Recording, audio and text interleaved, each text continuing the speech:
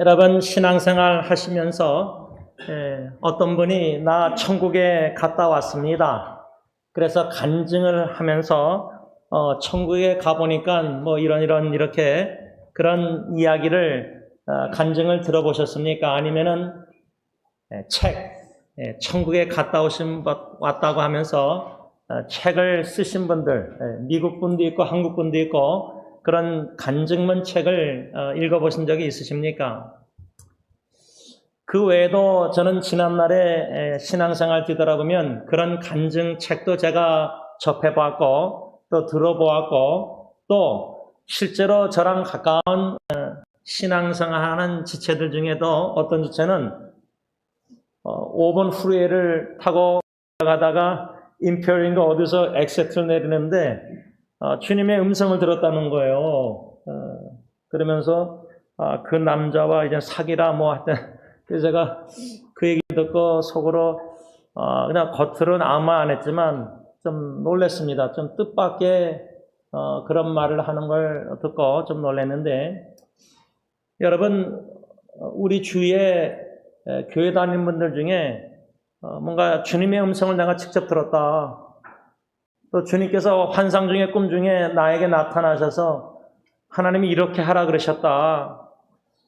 이런 얘기들을 이렇게 가끔 또는 종종 듣습니다. 제가 실제적으로 여러분들에게 한번 질문을 던지면 고 장월 설모님이 팔가 팍스부 양론에 성장 계셨을 때 제가 찾아뵀을 때 한 번은 목사님 제가 꿈속에서 또 아니 환상 속에서 하얀 옷을 입으신 흰 옷을 입으신 예수님을 2번 배웠습니다. 이렇게 하나님께서 저에게 나누신 적이 있습니다. 그러면 여러분들 같으면은 교회 형제자매 성도님이 꿈속에서 또 아니면 환상 속에서 예수님을 배웠습니다 할 때 여러분 어떻게 반응하시겠습니까? 할머니 예수님이 어떻게 생기셨습니까? 이렇게 물어보시겠습니까? 궁금해서요? 뭔가 특별한 체험과 경험을 하신 성도님이 형제자매가 여러분들에게 그런 간증을 나눌 때 어떻게 반응하시겠습니까? 진짜 예수님 보셨습니까? 진짜 천국 갔다 왔습니까? 진짜 음성을 직접 들었습니까? 저는 오늘 사도 바울이 골로새서 편지 내용 중에 주의하라, 참 조심하십시오. 경고의 메시지를 바울이 주고 있는데 우리가 영지주의를 조심하라, 주의하라 이미 배웠고 율법주의를 주의하라 특히 많이 여러 말씀을 받았고 오늘은 신비주의를 주의하라. 미스티시즘, 신비주의. 이 신비주의란 무엇인가? 그리스 헬라어 언어의 근거에서 신비라는 단어 자체의 의미는 눈과 귀와 입을 닫는다 라는 의미가 있다고 합니다. 그런데 여러분 우리 옛날에 신앙생활 하던 분들 덮어놓고 성경 덮어놓고 예수님 믿으십시오. 물론 제 생각에는 좋은 의도로 그리 말씀하셨지만 우리 자녀 후손들이요 우리처럼 덮어놓고 안 믿습니다. 성경을 펴고 읽다가 엄마 아빠 성경에 이렇게 말씀하는데 이게 무슨 의미야? 의문이 많습니다. 우리 어르신 세대는 성경 덮어놓고 그냥 주님의 종이 말씀하면 그대로 아멘하고 믿사오니 했는데 이젠 젊은 세대들은 논리적으로 이성적으로 말씀을 성경 공부 교회에서 배우는데 이게 무슨 질문인가? 우리는 질문 있어도 그냥 아멘하고 믿었습니다. 근데 눈과 귀를 입을 닫고 무조건 그냥 믿는다. 저는 그게 건강한 신앙생활이라 생각하지 않습니다. 이 신비라는 단어가 눈과 귀와 입을 닫는다. 이런 의미라는 어휘 속에서 어떤 의미가 있냐면 절대자 신을 직접적이고 직관적인 접촉 체험에 기초한 것이 바로 신비주의입니다. 또 달리 말하자면 신비주의라는 것은 무엇보다도 무엇을 강조하냐면 특별한 체험입니다. 뭔가 신비스러운 특별한 체험을 통해서 수준 높은 영적 상태에 도달함으로 하나님에 대한 직접적인 지식을 얻을 수 있는 방법을 제시한다. 얼마나 먹음직하고 얼마나 보암직하고 얼마나 지혜롭게 할 만큼 탐스러운 선악과 같은 이 신비주의, 높은 영적 상태에 도달하기. 여러분, 우리 스님들이 산에서 막 묵상하고, 뭐 요즘은 또 인도 같은 힌두이즘엔 요가하고 막 깊이 몇 시간 묵상하면서 막 영적으로 뭔가 어느 상태에 도달하기 원하는. 그러니까 우리가 볼 때는 야, 저 사람 아침에 기도 묵상 너무 막 아주 오래 하고 뭔가 얘기하는 내용 보면 뭔가 나도 이해 못하는 뭔가 신앙에 있어서 뭔가 아주 높은 수준의 뭔가 특별한 걸 경험한 사람 같고, 하나님에 대한 직접적인 지식을 특별한 체험, 익스피리언스, 그래서 이 체험을 강조하는 겁니다. 내가 꿈속에서 주님을 만났고 내가 뭔가 목소리를 참 들었는데, 그래서 여러분 간증, 여기서 어느 교회에서 제가 신앙생활 더 젊었을 때 이민교회 어느 큰 교회에서 어느 뭐 천국 갔다 온 미국 분이 와서 간증하는 거예요. 그러니까 여기저기 그 당시에는 80년대 막 간증, 막 뭐 깡패가 목사 되고 뭐 이런 여러 가지 간증에, 그래서 교회 예배 순서에도 간증을 세워서 막 설교보다 간증에도 은혜를 받는 거예요, 성도들이. 그래서 막 모이는 거예요. 저는 그것은 건강한 신앙생활이라 생각 안 합니다.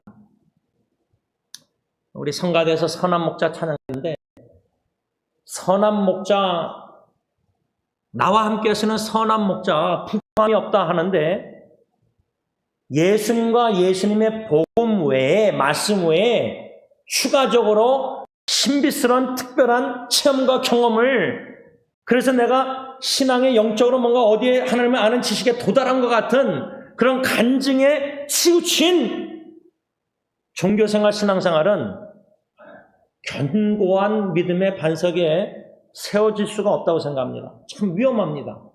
한편으로는 특별한 체험 속에서 내가 신앙이 막 뜨겁고 열정적이고 뭔가 음성을 들어서 내가 뭔가 막 하나님의 체험하고 뭔가 내 삶에 막 기도했는데 특별히 하나님의 역사에서 뭔가 이런 뭔가 간증에 근거한 신앙생활은 선한 목자 음성 말씀 외에.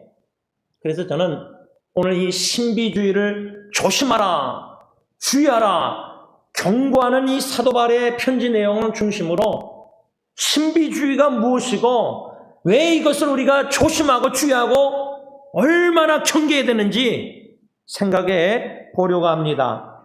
오늘 본문 골로새서 2장 18절에 아무도 꾸며낸 겸손과 천사 숭배를 이유로 너희를 정죄하지 못하게 하라. 그가 그 본 것. 현대의 성경은 뭐라고 말하냐면 환상, 그들은 자기들이 본 환상. 이 18절에 그가 그 본 것, 환상에 의지하여 그 육신의 생각을 따라 헛되이 과장한다. 왜 사도 바울이 이렇게 말했을까? 무슨 뜻일까? 이 의미가 뭘까? 그 당시 문맥의 배경이 뭔데 왜 2장 18절에 사도 바울이 이렇게 편지를 썼을까? 여기서 사도 바울은 두 가지, 그 당시 거짓 선생들이 가르치셨던 신이 두 가지 방법으로 통해 우리가 알 수 있다. 하나님을 이렇게 알 수 있다. 두 가지 방법으로. 절대자를, 그 두 가지 방법이란 첫째로 천사 숭배를 통해 angel, worshiping angel, 천사를 숭배한다. 아마 지금 말로 하면 천사 숭배하는 것은 여러분들이 잘 못 들어봤을 텐데 성자를 숭배하는 거예요. 예를 들자면 성모 마리아를 예수님보다 더 숭배한다. 우리 기독교로 말하자면 성자 어거스틴을 또 존 칼빈 개혁주의를 더 더 사람을 더 숭배한다. 그러니까 하나님과 사람 우리와의 중보자 미디에이터는 오직 예수 그리스도밖에 없는데 예수 그리스도 대신 천사를 사람을 숭배하고 중보자로 여기는 이러한 거짓 성생들의 이런 가르침, 사도 바울은 이것을 매우 주의하라 경고하고 있는 겁니다. 이 천사 숭배 외에도 두 번째 또 다른 방법을 사도 바울은 경고하고 있는데 그가 그 본 것에 의지하였다. 여러분, 그래서 이렇게 기독교인들끼리 대화하다가 나는 특별한 체험을 했는데 내가 뭔가를 봤어. 환상 중에 뭔가를 봤어. 참 위험하다고 저는 생각합니다. 이 두 번째 사도 바울이 경고하는 것은 거짓 선생들이 천사 숭배를 통해서 뭔가 직접적으로 특별한 체험으로 하나님을 알게 되고 이 외에도 환상을 통해서 뭔가 비전을 통해서 하나님을 직접적으로 알 수 있다고 말하는 거. 그래서 여러분 간증책들 보면요, 뭔가 감옥에서 간절히 성경 읽다가 기도했는데 꿈속에서 주님을 만나고 주님이 뭔가를 보여주셨다. 그런 간증을 들으면 귀가 솔깃해가지고 무슨 음성을 들었습니까? 무엇을 보았습니까? 이런 뭔가 직접적으로 보고 들은 체험을, 환상을 중요시하고 거기에 신앙이 뜨거웠다가 또 나중에 식어지고 또 시험에 들고. 사도 바울은 그 당시 골로새 주변 지역을 수백 년 이상 괴롭혔던 이단의 시작, 그 이단의 시작이 어디서부터냐? 그 당시는 천사 숭배였습니다. 엔젤, 천사를 월십, 숭배하는 겁니다. 이것이 성경에는 분명히 금지되어 있다. 마태복음 4장 10절, 계시록 19장 10절, 22장 8절 9절. 그런데 초대교회 1세기 시대 때 이런 천사를 숭배하는 이런 거짓 선생들의 가르침, 이것은 사도 바울은 알고 인식하고 골로새 교회, 라우디오교회에 편지 쓰면서 주의하십시오. 또 모든 이단들, 거짓 종교들, 이런 거짓 종교들, 또 골로새의 거짓 선생들, 그들이 무엇인가를 받았다 추정되는 환상과 계시, 이것을 거짓 선생들은 근거해서 거짓 가르침을, 헛된 가르침을 가르치고 있었다는 겁니다. 그래서 오늘 골로새 2장 18절에 헛되이 과장하고 헛된 생각, 여러분, 그래서 이 이단들 또 뭔가 특별한 체험을 받았다고 간증하고 이렇게 대화하다 보면요, 깊은 뿌리가 없어요. 견고함이 없어요. 그 순간적으로 뭔가 환상이나 뭔가 특별한 듣고 체험해서 거기에 근거해서 그걸 붙잡고 믿고 자랑하면서 거기에 이렇게 신앙생활하는 거, 이것이 근거는 뭐냐? 헛된 생각이라 저는 생각합니다. 헛된 생각. 오늘 본문 2장 18절 현대의 성경에 보면 헛된 생각, 이 헛된 생각은 중생하지 않은 마음에서 나온 것이다, 그 말입니다. 거듭나지 않은, 영적으로 죽었고 아직 영적으로 예수 믿고 살아나지 않는, 거듭나지 않은, 중생하지 않은 마음에서 나오는 것이 바로 헛된 생각이고, 그런 헛된 생각에 근거해서 헛된 가르침을 가르치고 있다, 그 말입니다. 그런데 왜 그런데 귀를 기울이냐 이 말이에요. 왜 그런데 관심을 갖냐는 거예요. 그래서 여러분들 간증을 교회 집회 때 세운다는 것은 저는 좀 상당히 그렇게 경계합니다. 별로 안 좋아합니다. 그냥 말씀을 전하는 분들, 말씀. 또 요즘 많은, 제가 이렇게 여러분들 지난주에도 이렇게 다른 교회 다니는 분 이렇게 얘기하다 보면은 이 성도님들이 갈급한 게 강단에서 목사님이 성경 본문 중심으로 말씀을 전하길 원하는데 주관적인 너무 다른 생각을, 다른 얘기를 많이 한다는 거예요. 근데 다른 얘기 중에 뭐죠? 간증적인 주관적인 생각들을 많이 나눌 때 객관적인 66권 말씀 외에 주관적인 생각, 느낌, 내 생각에 이런 거를 많이 나누다 보면은 그런 말만 듣고 설교 듣고 10년, 20년 신앙생활 할 때 그 신앙이 말씀의 뿌리에 깊이 믿음이 견고히 서 있겠습니까? 그렇지 못합니다.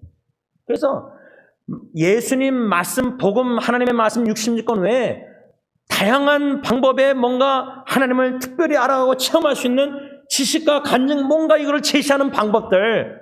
그래서 여러분, 요가 또 묵상, 여러 가지 비성경적인 묵상들, 또 뭔가 보고 듣고 느끼고 체험하고. 그러니까 이게 보수적인 신앙생활 속에서 말씀 중심된 신앙보다 말씀 더하기 성령의 신비스러운 체험을 강조하고 그거를 권면하는 이 오순절 계통에 말한 그런 거에 영향을 받아서 뭔가 방언을 해야지 구원받고 뭔가 이상한 은사 달란트 이걸 강조하는 거기에 뭔가 귀가 쏠깃해서 그쪽으로 뭔가 추구하는 장로교 안에서도 한마디로 말하면 이 헛된 생각, 거듭나지 않은 마음에서 나는 이 헛된 생각이란 뭐냐면 고린도전서 4장 6절 18절에 근거해서 기록된 하나님의 말씀, 66권 기록된 하나님의 말씀 기록 밖으로 넘어간 교만한 마음, 헛된 지식, 헛된 생각, 이게 참 위험하다는 거예요. 다시 말하면 여러분 제가 인스타그램에 짧은 동영상을 아까 잠깐 기도회 때 나눴지만 목자가 이 양떼들 하나하나 이름을 부르면은 기다렸다가 자기 이름 부르면 양이 목자 음성 듣고 우리 안으로 들어가요. 하나씩 하나씩. 또 우리에서 빼낼 때도 목자가 이름을 부르면 그 양이 듣고 나와요. 그러면 그 양이 목자가 그 울타리 안에 보호하고 울타리를 치잖아요. 이 헛된 생각, 헛된 지식 이런 것은 중생하지 않은, 거듭나지 않은 옛사람의 마음은 성경의 진리, 울타리, 테두리 밖에 있는 얘기를 많이 해요.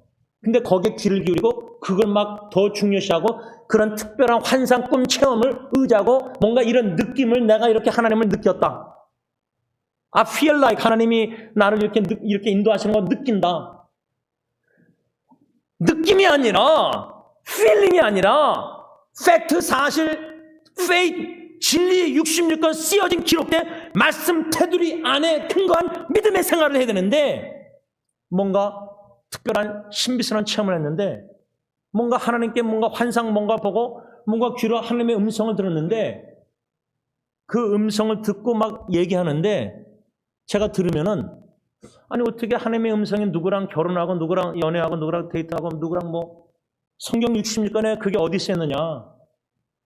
기록된 하나님의 말씀에 근거하지 않은 밖에 사람의 소리에 왜 그렇게 귀를 기울이고 거기에 왜 특별한 체험의 간증의 은혜 받아서 따라가느냐 이 말이에요. 그래서 저는 부흥집회라는 단어 자체도 성경에는 revival, 부흥, 영어 revive, 다시 산다. 아주 좋은 의미 단어인데 저는 우리 교회 그냥 말씀 집회로 바꾼 이유가 부흥 집회가 진짜 성령님께서 66권 저자가 40명을 통해서 성령님이 완전한 말씀을 불완전한 저자를 통해서 쓰셔서 66권 중심으로 성령님이 하나님의 음성 말씀을 들려주시는데 그 말씀, 기록된 말씀 밖에 다른 이야기들을 왜 부흥 집회 때 은혜 받아서 그 부흥사들이 그렇게 물론 한국교회 역사의 부흥사분들이 훌륭한 일을 많이 했죠. 그런데 위험한 것은 부흥사 목사님도 성경 66권 기록된 말씀 밖의 이야기를 막 뜨겁게 막 이렇게 할 때 신비스럽게 거기에 막 귀가 기울어지는 거예요. 뭔가 신비스러운 체험을 간증하는 거예요. 부흥사 목사님. 뭔가 이렇게 했는데 암을 했는데 기도했는데 암이 치유받았는데 거기에 왜 그렇게 귀를 기울이십니까? 목자 대신 선한 목자 대신 목자가 울타리에 이렇게 들어오라 음성 내 이름 부를 때 예하고 듣고 순종하고 주님의 말씀 66권 기록된 말씀이 여기 있는데 이 말씀 왜 다른 음성들을 왜 귀를 기울입니까? 사도 바울은 골로새서 2장 18절 오는 본문에서 천사 숭배와 환상, 이 두 가지 중심으로 거짓 선생들이 거짓된 가르침 속에서 중생하지 않은 마음, 기록된 하나님의 말씀 밖으로 넘어간 교만한 마음을 가지고, 여러분 그렇지 않습니까? 저 같은 목사나 부흥사가 66권 말씀 외에 기록된 말씀 외에 더하기로 추가로 막 설교를 하면은 그게 겸손한 목사입니까? 그게 교만한 마음이죠. 하나님이, 성령님이 66권 말씀을 주는데 거기에 더하기 다른 인간의 말을 막 한다면은 그거는 기록된 말씀 밖에서 목사가 교만한 마음으로 설교를 하는 건데, 그것이 18절에 뭐랬죠? 꾸며낸 겸손. 야, 저분은 저렇게 40일 금식하고 뭐 하면서 기도하면서 뭔가 주님의 음성을 들었는데, 그 음성 간증 들어보니까 성경 66권에 제가 아는 성경에 기록된 말씀이 아니에요. 주관적인 뭔가 신비스러운 뭔가 느낌이나 뭔가 목소리를 뭔가 모르겠어요. 어떻게 들었는지. 근데 그 들은 내용이 66권에 기록되어 있느냐 이 말이에요. 기록되지 않은 것은 우리가 듣지도 말아야 된다는 겁니다. 그래서 저는 뭔가 신비스러운 뭔가 음성 듣고 체험했다고 간증할 때에 이렇게 말은 안 해요. 그냥 들어요. 참고해요. 그러나 저는 동의 안 해요. 그렇게 신앙생활하는 것보다 성경 66권 기록된 진리의 말씀에 근거해서 믿고 듣고 묵상하고 그 음성 따라, 주님의 선한 목자 음성 따라 66권 중심으로 성령의 인도하심 따라 사는 게 최고지. 근데 많은 이들이요, 저희 집 아이도 그런데 간증문 쓴 거 보니까 보수적인 뭐 장로교에서 자라나서 뭔가 무슨 기도하는데 뭔가를 봤다. 이미지를, 형상을. 그 형상의 의미가 뭘까? 혹시 하나님이 이렇게 말씀하시는 게 아닐까? 그런 고민 씨름 속에서 그렇게 신앙생활하는 거 색다른 겁니다. 여러분, 우리 교회에서 원로 목사님 때부터 저까지 이렇게 계속 설교 듣다가 오순절교회나 막 순복음교회나 막 가서 막 성령론을 가르치면서 막 이렇게 설교할 때 특히 성령론을 많이 강조합니다. 지난주에도 어떤 분 보니까 말씀에 우리 목회자들이 성령을 이렇게 강조하시는데, 근데 성령님이 역사하실 때 진리이신 예수님, 진리의 말씀인 66권 그 테두리 안에서, 물론 성령님은 그 테두리 밖에서도 충분히 역사하는 능력이 있다 할지라도 진리의 테두리 안에서 66권에서 성령님이 말씀의 역사를 음성 들려주시지, 신비스럽게 성령님이 66권 후에 너는 저 사람을 따라가고 저 사람하고 결혼하고 저 사람, 왜 그런 간증에 귀를 기울이고 왜 그런 신앙생활 기초를 그렇게 하냐 이 말이에요. 아주 위험하다고 생각합니다. 견고함이 없는 겁니다. 말씀의 뿌리에. 그래서 저 신비주의 이렇게 뭔가 신앙생활 하는 분들 보면은 신앙이 뭔가 특별한 체험을 통해서 성숙한 신앙 같아요. 막 얘기하다 보면 막 이렇게 신앙이 성숙하고 신비스러운 얘기를 막 해요. 그런데 가끔 보면 엉뚱한 얘기를 해요. 균형을 잃은 거예요. 말씀에 균형이 없는 거예요. 말씀에, 기록된 말씀에 견고히 서 있지 못하는 거예요. 예수와 복음과 진리의 반석 위에 서 있지 못하고 66권 진리 테두리 안에 견고히 못 서 있기 때문에, 그래서 기도 많이 하고 영적 체험 이런 걸 막 그걸 추구해요. 신앙생활을. 오직 선한 목자 음성만 듣고 진리의 복음과 말씀의 테두리 안에서 무럭무럭 말씀을 먹고 영적으로 견고히 자라는, 시간을 두고 자라나는, 그래서 믿음의 반석에 예수 경고 말씀에 서 있는, 복음에 서 있는 이러한 우리 승리교회 신앙인이 되기 원하는 게 제 간절한 바람이에요. 그래서 여러분들이 저 설교가 마음에 안 들어서 다른 교회, 뭐 한국교회, 여기 이민교회 목사님들 다 듣는 거 저는 괜찮아요. 좋아요. 뭐 제가 부족하니까. 그러나 여러분들이 만약에 66권 테두리 말씀 밖에 다른 주관적인, 다른 신비스러운 특별한 체험에, 간증에 막 기울여서 은혜 받고 그렇게 신앙생활 지금 하고 있다면, 그게 여러분들이 믿는 성령론이라면은, 제가 웨스턴 신학교 다닐 때 기독론이라고 그리스도론, 예수 그리스도만을 배우는 그 클래스가 있었고, 또 그 교수님이 성령론, 성령님에 대해서만 66권 중심으로 조직신학 가르쳤어요. 그런데 신학생들이 저도 기독론, 그리스도와 성령론과 너무나 비슷하고 특별한 게, 성령님이 특별한 게 없는 거예요. 막 우리가 생각한 특별한 체험이. 그런데 그게 맞는 게 성삼일체에 예수 그리스도와 성령님 하나시잖아요. 그럼 성경 66권에서 예수님은 이렇게 얘기하고 성령님은 특별하게 딱히 얘기합니까? 그런데 요즘 기독교가 오순절 복음주의 이런 계통에는 특별한 성령의 은사주의로 막 나가면서 예수님은 십자가 이렇게 오셔서 뭐 죽고 성령만 특별히 막 희한한 역사를 막 신비스럽게 하면서 그런 성령론으로 막 불이 붙는 거예요. 여러분, 예수님과 성령님은 한 분이십니다. 근데 성령은 예수님과 특별하게 다르게 신비스럽게 희한하게 막 특별하게 막 일하시고, 성령님은 예수님은 그런 거 못하시고 그냥 오셔서 십자가에 죽고, 이렇게 구분해서 다르게 성령론을 막 가르치는 게 인기 있는 시대를 맞은 거예요. 그래서 보통 장로교는 뭐 꼴통이라 그러면서 뭐 성경 그러면서 뭐 신비스러운 뭐 이런 걸 막 등한히하고, 말씀을 좀 정리하고자 합니다. 사도 바울이 이 신비주의를 매우 주의하라 그러면서 19절에 와서 뭐라냐면 머리를 붙들지 아니하는다. 이 거짓 선생들은 헛된 지식을 과장하면서 중생하지 않은 마음속에서, 교만함 속에서 신비스러운 특별한 체험, 막 이거 선사숭배, 뭐 환상 이런 걸 가르치는 거짓 선생들은 머리를 붙들지 아니하는지라. 이 말이 뭐죠? 교회가 그리스도의 몸으로 비교잖아요. 예수님의 몸, 그리스도의 몸.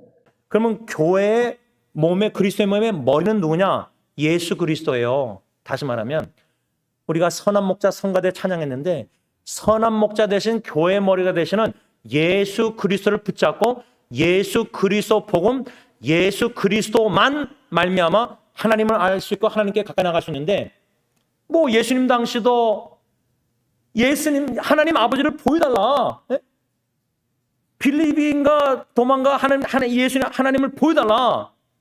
근데 예수님 뭐라죠? 나를 본 자는 하나님 아버지를 보았다. 그러니까 예수 그리스도만, 머리 대신 주님만 붙들고 거기에 포도나무에 가지가 붙어 있어야 되지. 거짓 선생들은 예수 그리스도 머리를 붙들지 않았어요. 그래서 19절에 사도 바울은 머리를 붙들지 아니하는지라. 그 거짓 선생들, 천사 숭배하고 뭐 환상을 보고 뭔가 하나님을 알 수 있다 이렇게 가르치는 사람들, 온몸이 머리로 말미암아. 그렇잖아요. 우리 육신의 머리에 뇌가 진짜 조그만데 그 뇌에서 이렇게 지시를 받아서 제가 지금 이렇게 움직이고 설교도 하잖아요.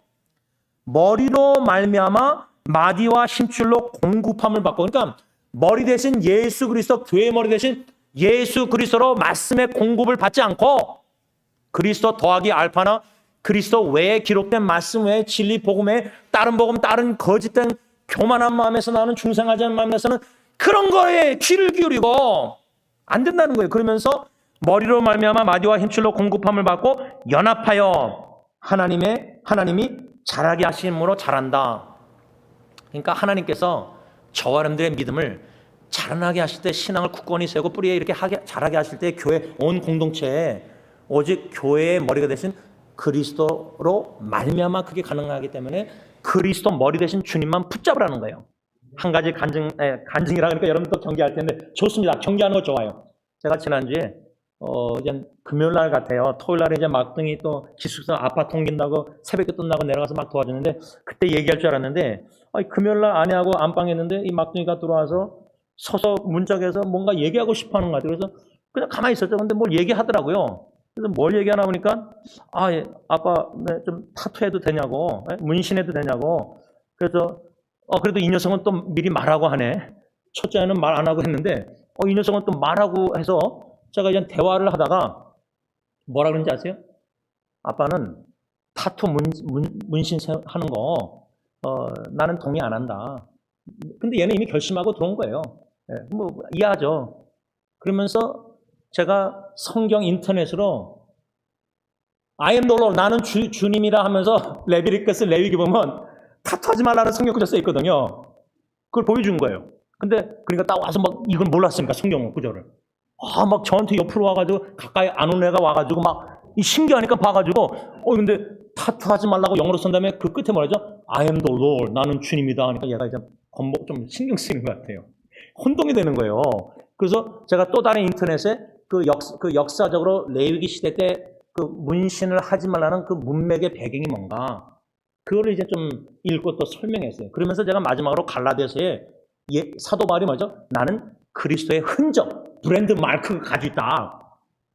그 구약과 신약 성경 구절을 제가 얘기하면서 이거 다 몰랐던 거니까 예언이가 그러면서 나는 성경을 잘 안 읽어서 이런 거 잘 몰랐다고 막 그러면서 그러길래 제가 전개다 하나님이 성령이 제안해 주신 게 예언아 너 그때 성교 갔다 와서 간증할 때에 뭔가 이미지 형상을 보고 뭐 이렇게 하나님의 음성을 들으려고 했는데 아빠는 이렇게 매일 아침마다 하나님이 성경 말씀을 묵상케 하셔서 글을 쓰면서 그렇게 하다 이렇게 몇십 년 계속 하다 보니까 지금 너가 문신 얘기할 때 레위기 성경 말씀과 갈라디아서 말씀이 그냥 생각나서 너에게 나눴다. 그러면서 제가 그러니까 예언이가 아니 그럼 오빠는 그 귀걸이한 거 아빠가 괜찮았니? 또 그거까지 나와요. 그래서 아빠 좀 남자가 귀걸이 하는 거는 난 동의 안 하지만 예리가 귀걸이 하기 전에 나한테 와서 말할 때는 그 구약 성경에 7년째 노예가 자유를 누리시는데 주인을 사랑해서 내가 영원히 주인의 노예가 되겠습니다. 헌신하면은 주인이 데려가서 이 문짝에다가 귀를 뚫어서 귀걸이 했다. 그래서 예리한테 그런 귀걸이 얘기를 성경 이야기를 해주고 주님께 헌신하는 마음으로 사랑하는 주님께 귀걸이 해라. 근데 딜러는 그런 얘기도 안 하고 그냥 지가 해버리고 왔거든요. 그러니까 뭐 아이들이 자기들이 알아서 다 하는데 이 막둥이는 그래도 먼저 와서 물어보는 거예요. 문신해야 되냐고. 그래서 야 무슨 문신 할 거냐 물어봤어요 제가. 그러니까 이번에 사우스베이스 선교지 가서 은혜 받아가지고 그거를 좀 새겨가지고 이제 리마인드를 상기시키려고. 그래서 뭐냐고 요만한 사이즈에 뭐 슬픈 자를 시편에 보면 춤추게 하시는 거 하나님이 있거든요. 제가 헬리나인 책을 나눠서 거기 은혜 받은 거예요. 또 아빠가 준 책에 은혜 받고 또 성교지 은혜 받아서 그 문신한다 하니까 제가 또 뭐라 그래요. 그래서 야 그러면 엄마도 100말 했으니까 100말 떴으니까 100을 여기다 문신하라고 얘기해야 될까 이런 식으로 대화를 하다가 좋은 기회 때 예언에게 주신 마음이 뭐냐면 성경 66권 말씀 중심으로 아빠는 첫째기 죽을 때 예리 그럴 때 시편 63편 3절 베드로전서 5장 10절 이 말씀을 하나님의 성령이 주셔서 붙잡게 하셨다. 너무 갈급하게 성령님께서 말씀을 통해서 우리에게 하나님의 음성을 들려주시지 그 기록된 66권 외에 신비스러운 뭔가 주님의 음성을 듣고 천국 갔다 오고 뭔가 이리라 저리라 하나님이 뭔가 했다는 꿈이나 환상이나 모든 이런 것들은 우리가 매우 경계하고 조심하고 주의해야 된다. 그 말입니다. 기도하겠습니다.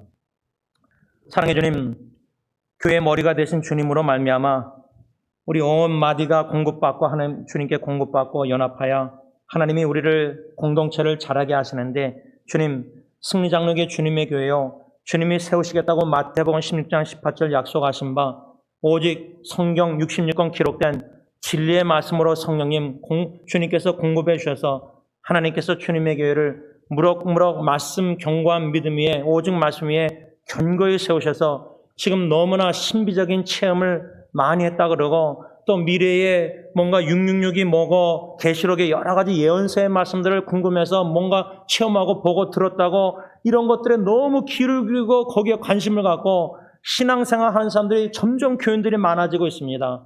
하나님 이 잘못된 종말론으로 말미암아 참 예수님이 언제 온다고 날짜까지 정해놓고 막 이런 이단들처럼 이렇게 기독교도 왜 이렇게 돼가고 있는지 오직 말씀 종교개혁자들이 외쳤던 오직 말씀 오직 예수 오직 이 진리의 말씀의 복음에 견고히 있어서 요동하지 않고 머리로 말미암아 머리 대신 예수님을 붙잡고 하나님이 우리 위해 무럭무럭 말씀에 견고히 믿음의 반석에 든든히 세우셔서 요동함이 없이 승리하는 교회가 되게 하여 주시옵소서.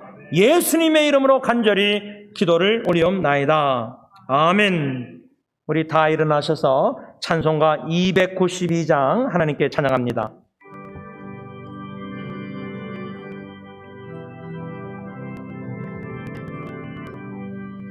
주 없이 살 수 없네 죄인의 구주여 그 귀한 법의 피로 날 구속하소서 구주의 사랑으로 흘리신 보혈이 내 소망 나의 위로 내 영광 됩니다. 주 없이 살 수 없네 나 혼자 못 서리 힘없고 부족하며 지혜도 없도다 내 주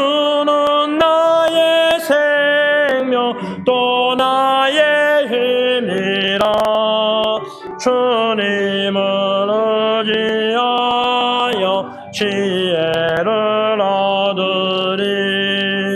주 없이 살 수 없네. 내 주는 아신다. 내 영의 깊은 간구 마음의 소원은 주밖에 나의 마음 니 열어주리요. 내 마음 위로하사 평온케 하시네. 주 없이 살 수 없네. 세월이 흐르고 이 깊은 고독 속에 내 생명 끝나도 사랑 풍랑일 때 날 지켜주시니 내 곁에 계신 주님 늘 힘이 됩니다.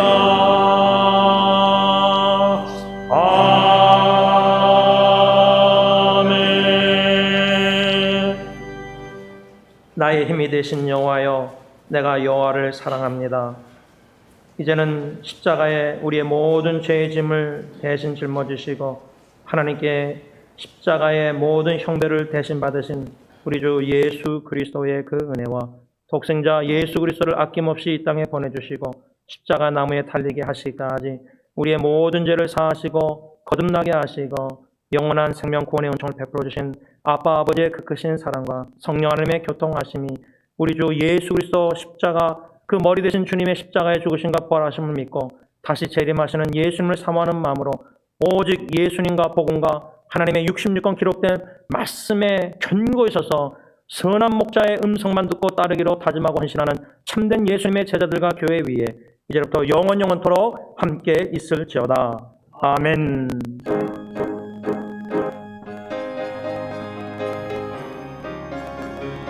이 마음